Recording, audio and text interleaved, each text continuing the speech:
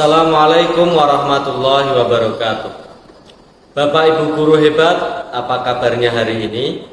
Semoga tetap semangat menjalankan tugasnya untuk mengantarkan pendidikan Indonesia menjadi lebih baik.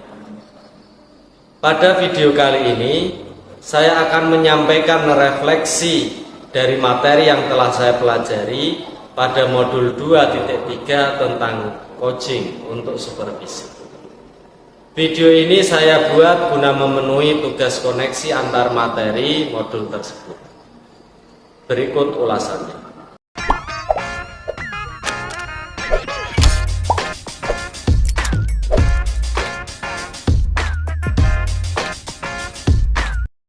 Setelah mempelajari modul 2 ini, saya semakin paham peran guru sebagai pemimpin pembelajaran.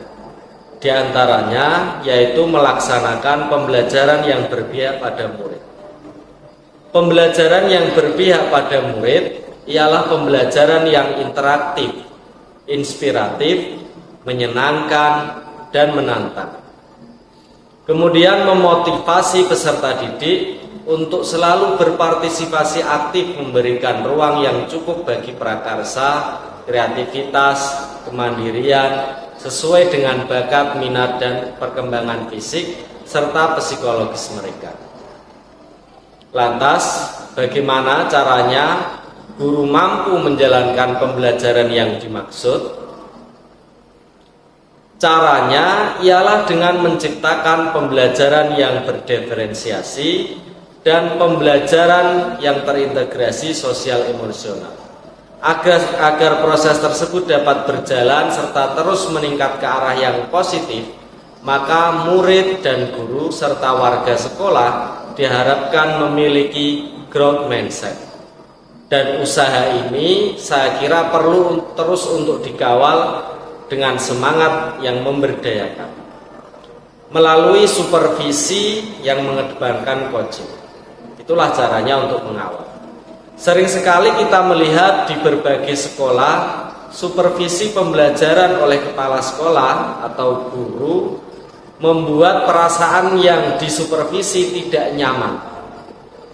Barangkali karena supervisor lebih sering menunjukkan peran diri sebagai mentor dengan semangat untuk mengevaluasi, menilai.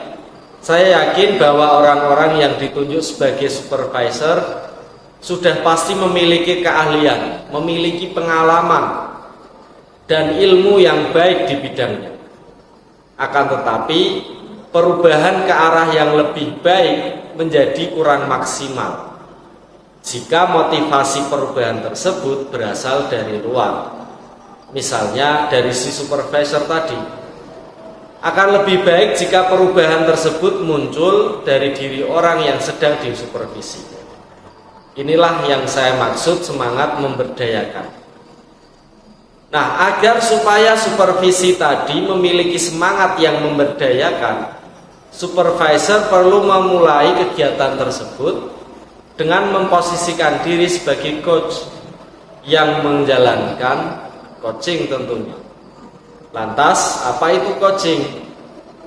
Coaching didefinisikan sebagai sebuah proses kolaborasi yang berfokus pada solusi, berorientasi pada hasil, dan sistematis, di mana coach memfasilitasi peningkatan atas performa kerja, pengalaman hidup, pembelajaran diri, dan pertumbuhan pribadi dari si coach. Mengapa coaching ini tepat diterapkan dalam supervisi dengan semangat yang memberdayakan? Coaching berorientasi pada tujuan.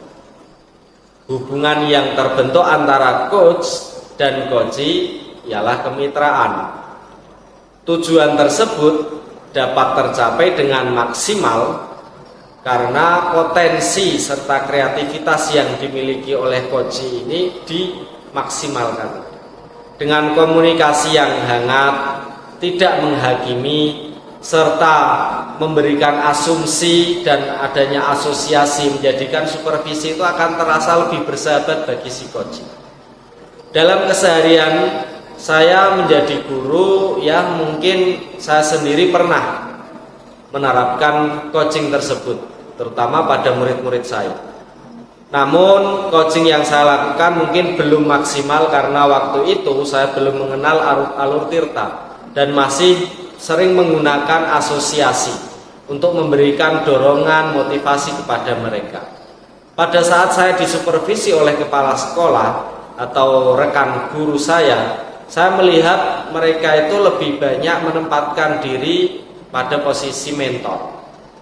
Oleh karenanya saya sangat bersyukur dapat mempelajari modul tentang coaching ini, sehingga dapat meningkatkan kompetensi diri saya sebagai guru penggerak yang nantinya saya akan punya peran untuk menjalankan pemimpin pembelajaran.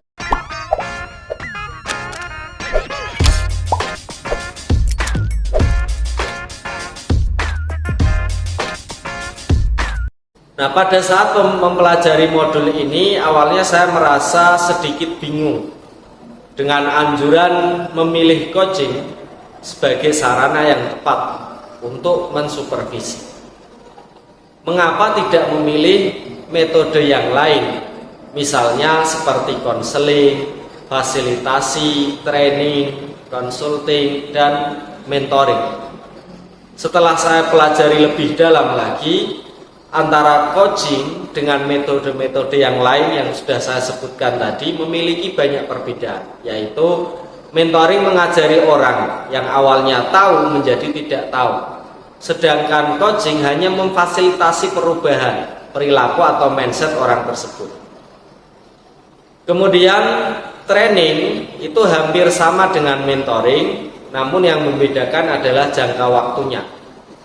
Jadi antara jangka pendek dan jangka panjang, dan biasanya hubungannya adalah top down. Sedangkan coaching itu lebih banyak mendengarkan si coaching.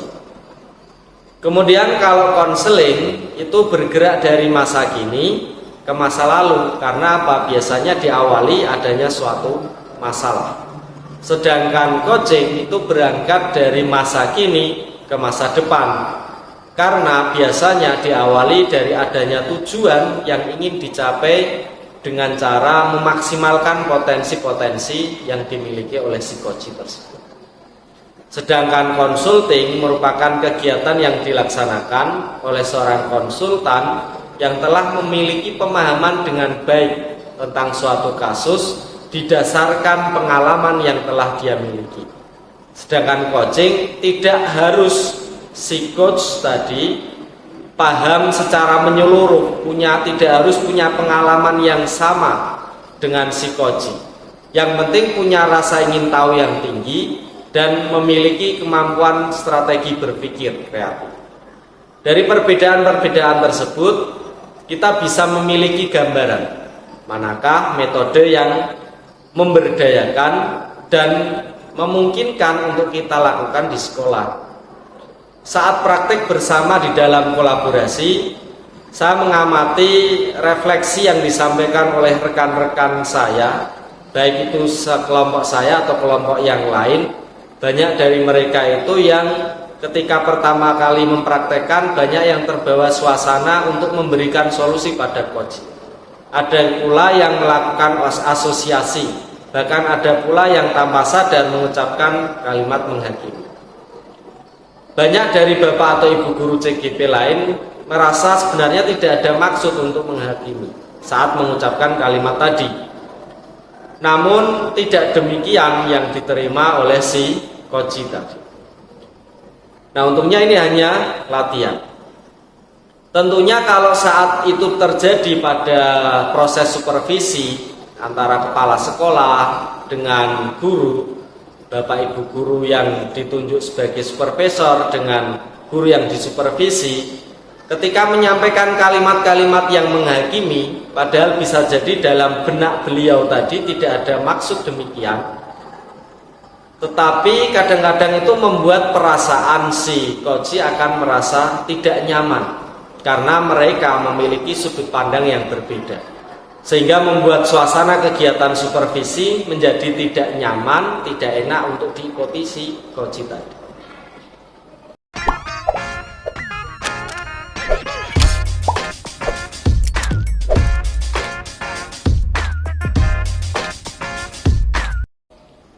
Setelah menyelesaikan masalah eksplorasi konsep ruang kolaborasi dengan CGP lain dan elaborasi pemahaman bersama instruktur di modul 2.3, saya sangat memahami tentang pendekatan coaching tersebut. Pendekatan ini diterapkan agar guru mampu menjalankan dengan penuh semangat sistem AMONG, yaitu ing ngarsa sung tulodo, ing madya mangun karso, tuturi handayan. Seorang guru menjadi pamong bagi murid-muridnya untuk senantiasa menuntun mereka saat menjalankan pendidikan. 4 cara berpikir yang harus menjadi dasar coaching adalah coach dan coachee adalah mitra belajar. Proses coaching membuka ruang emansipatif.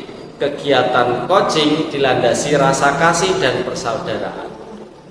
Coaching merupakan ruang perjumpaan pribadi antara coach dan coachee.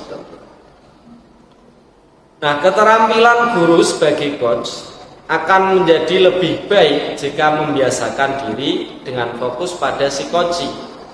Bersikap terbuka, rasa ingin tahu, tidak ada menghakimi dan menanggapi dengan emosional, memiliki kesadaran diri yang kuat, mampu melihat peluang baru di masa depan, dan setidaknya memiliki 3 kompetensi inti coach, yaitu presence atau kehadiran penuh, menjadi pendengar aktif, dan mampu mengajukan pertanyaan-pertanyaan berbobot. Keahlian guru sebagai coach akan lebih optimal dengan melaksanakan alur percakapan coaching yang ditawarkan pada modul 2.3, yaitu apa? Alur percakapan Tirta, yaitu menetapkan tujuan percakapan, mengidentifikasi persoalan atau hal-hal yang dirasakan atau diharapkan oleh si coachee tersebut. Kemudian mengajak coachee membuat rencana aksi melalui pertanyaan-pertanyaan berbobot yang mampu memancing, menggali ide-ide si coachee. Dan terakhir, memastikan coachee mau bertanggung jawab benar-benar menjalankan rencananya tersebut. Jika saya kaitkan antara modul 2.1, 2.2, dan 2.3 merupakan modul yang berisi metode atau usaha untuk menciptakan pembelajaran yang berpihak pada murid. Selain itu, saya melihat keterkaitan antara kompetensi sosial emosional dengan modul coaching ini ialah agar mampu menjadi coach yang baik. Seorang guru itu tentunya harus memiliki manajemen diri, kesadaran diri, keterampilan berelasi, kesadaran sosial, dan pengambilan keputusan yang bertanggung jawab. Ya, intinya guru harus memiliki kompetensi sosial emosional yang baik. Misalnya tanpa adanya manajemen diri, seorang coach tidak mampu mengelola emosi. Akhirnya nanti terbawa perasaan saat terjadi percakapan coaching, atau rasa ingin tahu yang tinggi dan berpikiran terbuka itu merupakan yang harus dimiliki oleh si coach tadi. Dan itu merupakan indikator dari orang yang mampu mengambil keputusan yang bertanggung jawab. Setelah semester 2, kegiatan pembelajaran yang saya terapkan sekarang ini telah terintegrasi dengan KSE dan tentunya berdiferensiasi. Agar prosesnya berjalan baik, kesepakatan kelas yang telah dibuat dilaksanakan setiap hari.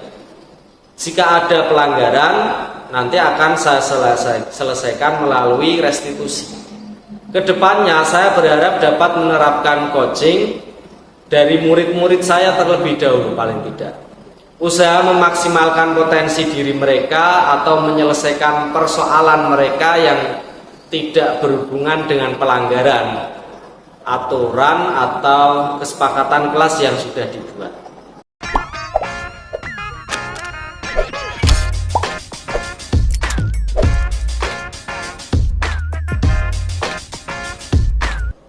hal-hal yang perlu diperbaiki agar lebih maksimal lagi dalam mengikuti pendidikan guru penggerak bagi saya ialah menggali berbagai sumber lain di luar modul PGP. Misalnya sumber dari internet, seperti berbagai contoh video materi atau contoh praktek coaching. Saya juga sering sekali bertanya kepada rekan-rekan guru di lingkungan SMP Negeri 1 Jepara yang telah menyelesaikan pendidikan guru penggerak angkatan 5 atau para pendamping penggerak yang ada di SMP Negeri 1 Jepara tentang materi yang belum saya mengerti. Kedepannya saya akan lebih sering berlatih menerapkan coaching tadi, mulai dari murid-murid saya dan tentunya meminta bantuan rekan lain sebagai observer agar nanti mereka dapat memberikan masukan kepada saya agar lebih baik lagi.